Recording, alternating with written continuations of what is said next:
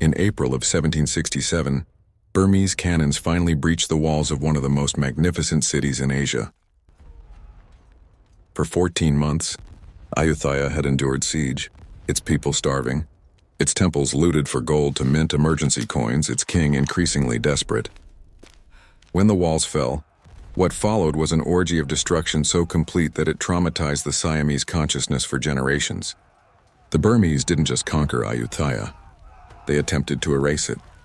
They burned libraries containing 4 centuries of accumulated knowledge. They melted down Buddha images that had taken generations of artisans to create. They demolished palaces and temples, reducing to rubble what had been one of the architectural wonders of Southeast Asia.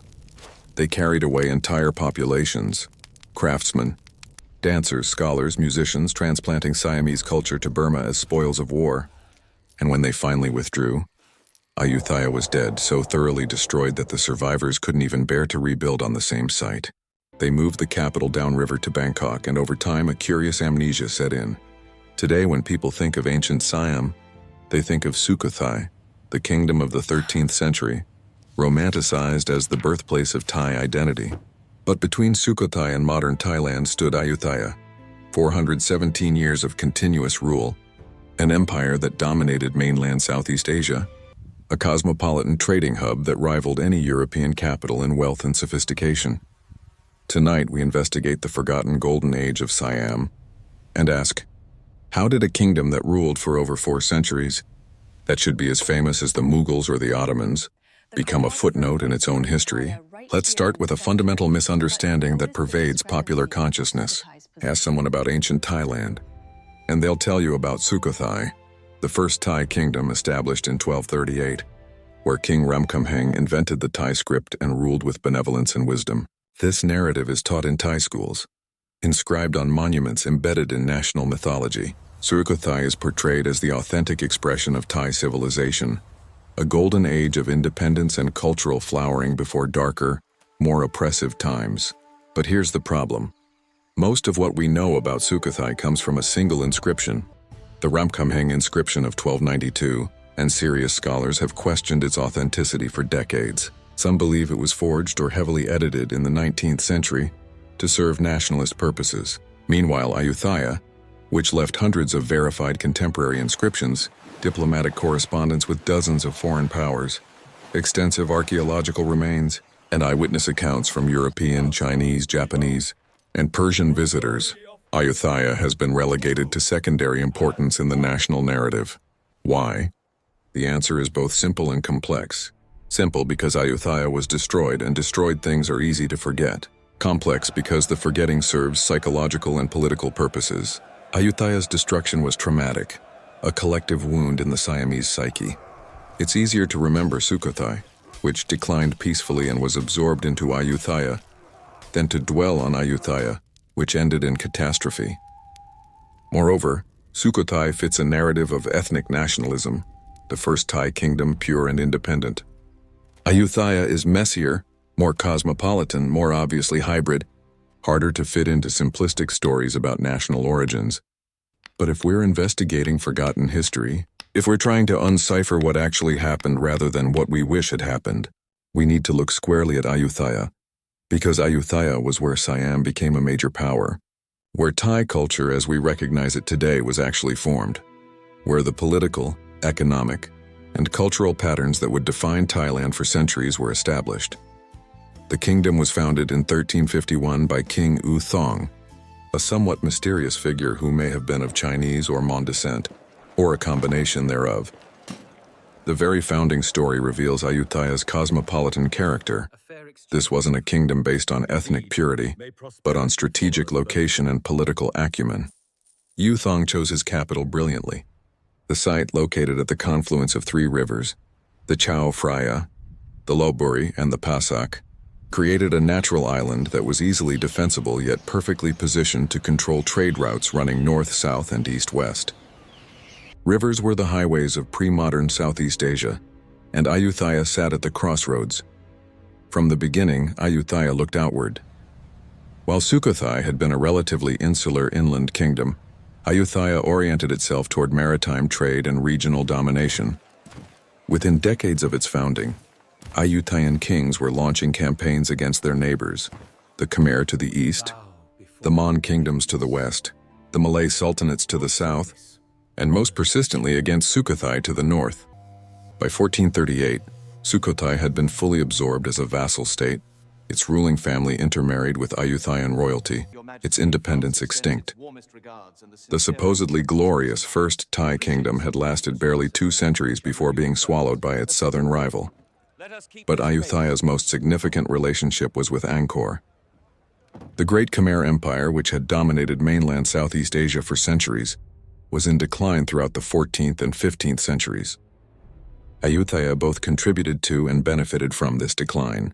Repeated Ayutthayan invasions sacked Angkor multiple times, most catastrophically in 1431, when Ayutthayan forces occupied the Khmer capital for 7 months, carrying off treasures, court regalia, and entire populations of craftsmen and intellectuals. This wasn't just conquest. It was cultural appropriation on a massive scale. Ayutthaya deliberately transplanted Khmer administrative systems, court rituals, artistic traditions, and even the concept of Devaraja, the god king, directly from Angkor. The Ayutthayan kings transformed themselves from relatively modest Thai rulers into absolute monarchs modeled on Khmer imperial precedent. This cultural borrowing from the Khmer is one of the most fascinating and underappreciated aspects of Ayutthaya's development. The Thai had originally been relative newcomers to the region, migrants from the north who had settled among Mon and Khmer populations. They were militarily successful but initially lacking in the sophisticated administrative and cultural apparatus necessary to run a large empire. So they stole it, not through gradual cultural diffusion, but through deliberate policy, capturing Khmer bureaucrats and forcing them to recreate their administrative systems in Ayutthaya, bringing Khmer artisans and making them train Thai apprentices, adopting Khmer court ceremonies wholesale. Within a few generations, Ayutthaya had constructed a hybrid civilization that combined Thai military vigor with Khmer administrative sophistication and Mon Buddhist piety. By the 16th century, Ayutthaya had emerged as one of the wealthiest cities in Asia. European visitors, who began arriving in the early 1500s, were stunned by what they found. Fernão Mendes Pinto, a Portuguese adventurer who visited Ayutthaya in 1545, described it as larger and more magnificent than Lisbon. The city had a population estimated at 150,000 to 200,000, making it one of the largest urban centers in the world at that time.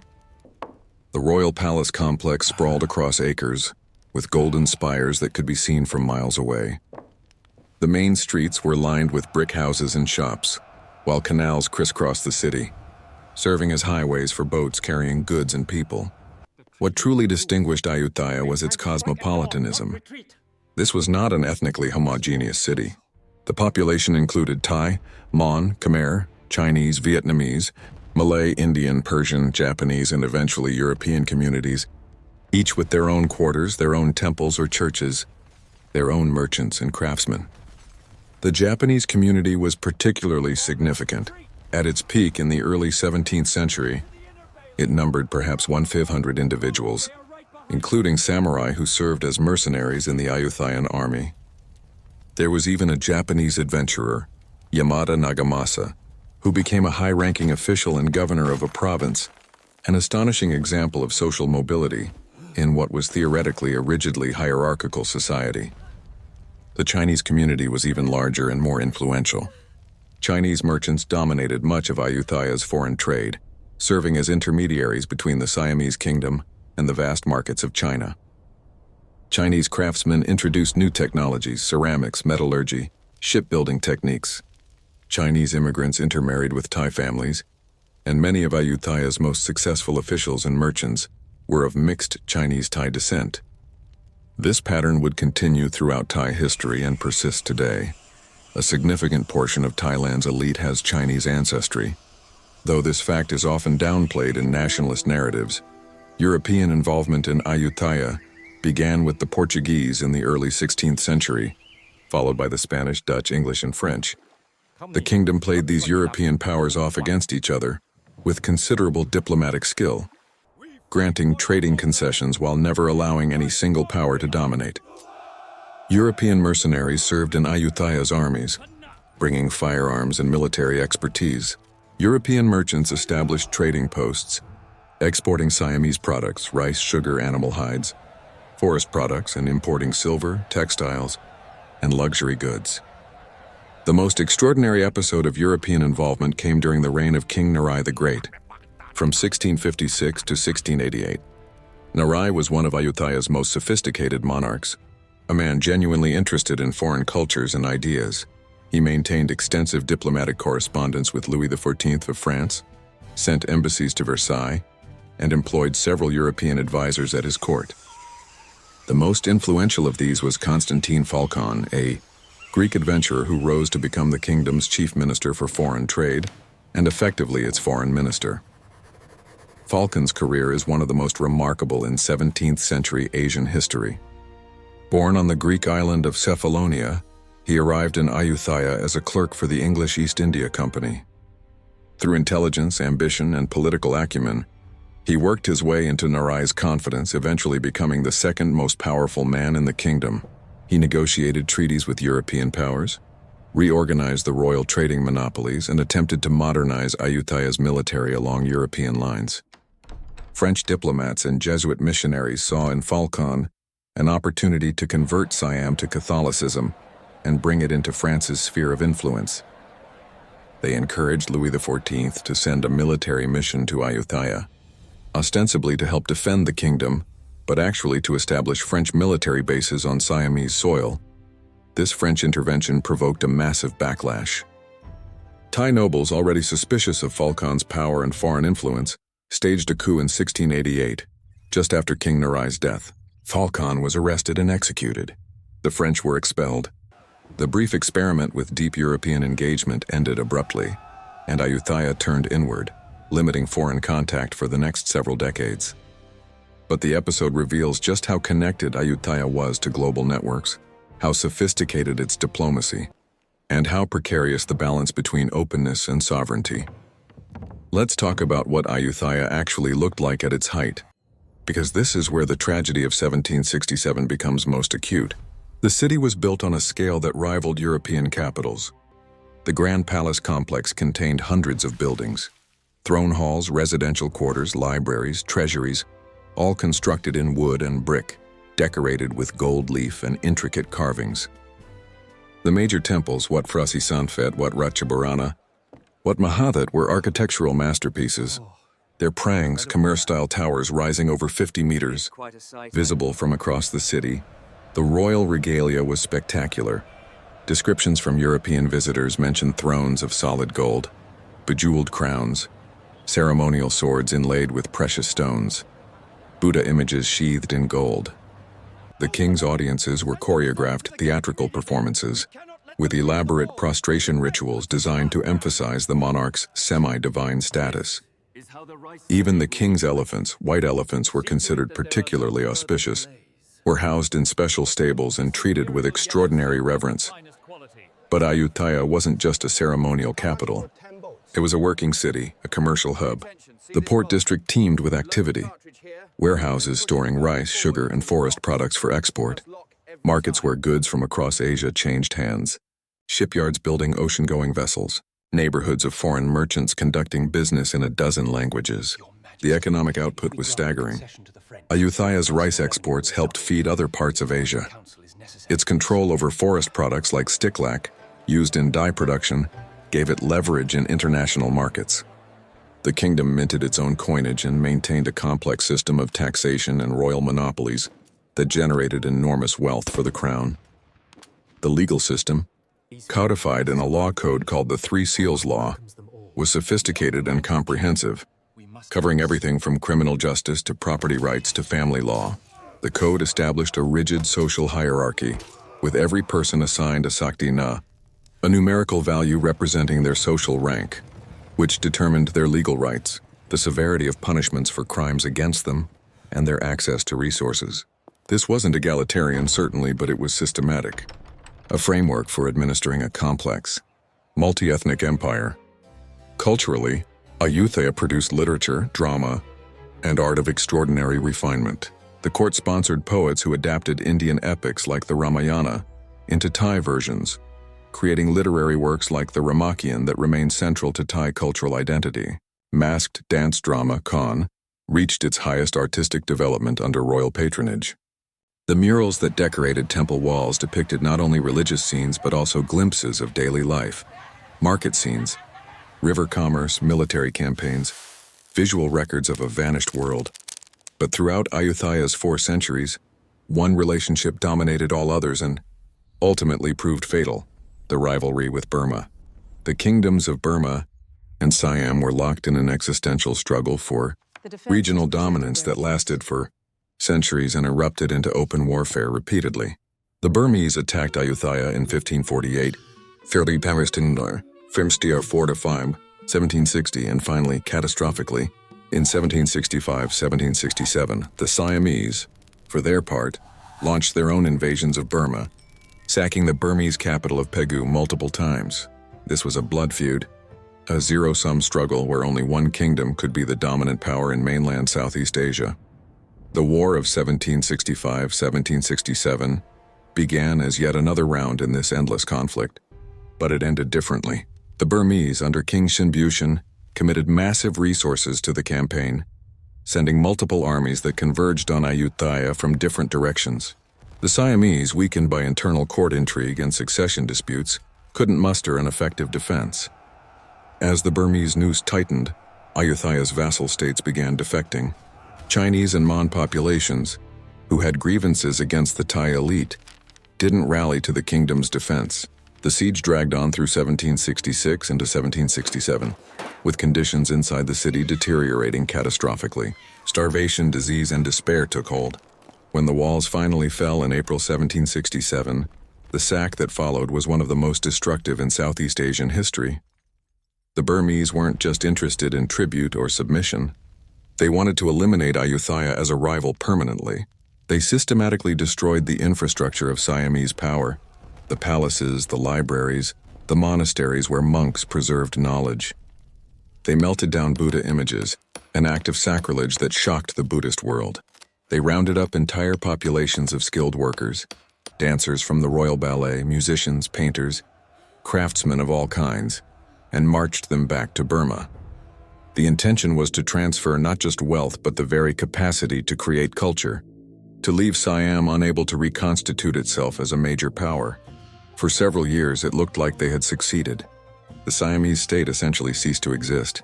The territory fragmented into competing factions led by warlords and provincial governors. Ayutthaya itself was abandoned, too damaged and too traumatized to serve as a capital. It seemed possible that Siam might disappear entirely, absorbed by Burma or fragmenting permanently into smaller states. But one man, a general of Chinese Thai descent named Taksin, rallied the Siamese resistance. Within months of Ayutthaya's fall, Taksin had driven the Burmese occupiers out and begun reconstituting a Siamese state, though not at Ayutthaya. He established a new capital at Thonburi, across the river from present-day Bangkok, and through military brilliance and ruthless determination, he reunified the Siamese territories within 7 years. Taksin's reign was brief and ended in madness. He was executed in 1782 after declaring himself a divine incarnation of the Buddha, but he had accomplished the essential task, keeping Siam alive. His successor, General Chakri, who became King Rama I and founded the Chakri dynasty that still rules Thailand today, moved the capital across the river to Bangkok and began the process of rebuilding Siamese civilization. But there was no question of returning to Ayutthaya. The city remained abandoned, slowly being reclaimed by jungle, its temples ruins, its palaces vanished, its glory faded into memory. And this is where the forgetting begins.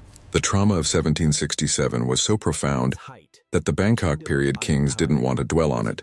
They positioned themselves as starting fresh, creating a new kingdom rather than continuing an old one.